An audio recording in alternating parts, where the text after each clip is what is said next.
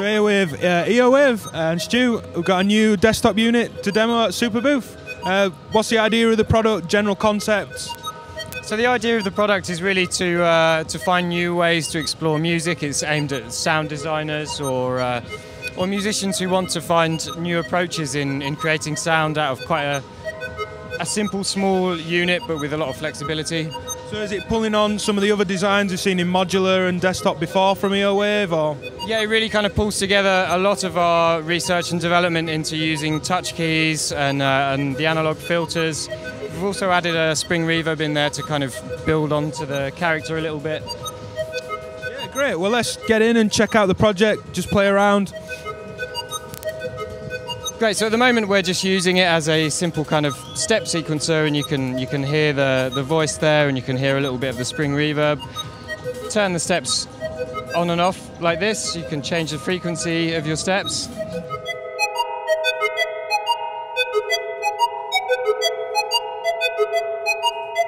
There's some pre-patching as well into the cutoff of the filter. So we've got sequencer, full synth voice, spring reverb. Yeah, exactly. There's two poles of the filter. So this one, the first pole, is high and low. The second one is low pass.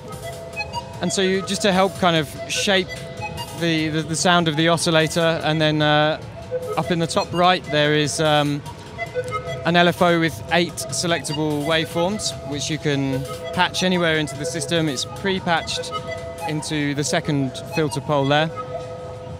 You can also use the touch keys as a kind of tactile input. And we're working on some different modes for the Quadrantid Swarm as well, where at the moment we've got a kind of mono, and then we've got a poly mode, which works kind of like chords.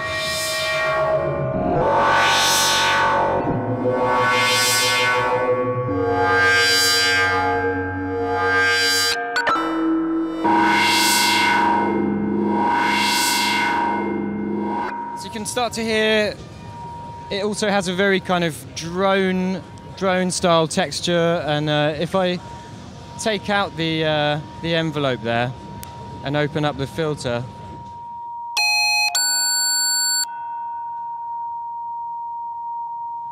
put it back into the mono mode. So it can be much more drone and sort of experimental based as well. That's the idea. Is that there's lots of ways to play it, and it does have the character is overdriven very quickly. You can feed back into the spring reverb and get this kind of self-oscillating type sound. Sounds like there's a limiter on that as well, nicely stopping it going bonkers in terms of level. Exactly, yeah, we don't want to kind of blow people's ears off too much. And so this is my favourite way to use it as a kind of slow evolving ambient style machine, and really use that reverb to maximum effect. So I guess all the usual questions in terms of when's it available, what sort of price will you be looking at? So this one is a prototype unit, and we're still working a little bit on a few bits of code for the oscillator and trying to add a few more modes in. Price-wise, we're thinking around €500, but it really depends on what we do with the release. We're not sure whether to do Kickstarter style or just standard. Seems to be the thing at the minute. It's the way people are going. I think it's for us. I mean, because we're a boutique synth manufacturer, it just means we can produce a lot of units at the same time and bring the price down to a more normal level, basically. Yeah, exactly. Yeah. Thanks a lot. Thank you for stopping by, Ben. Cheers.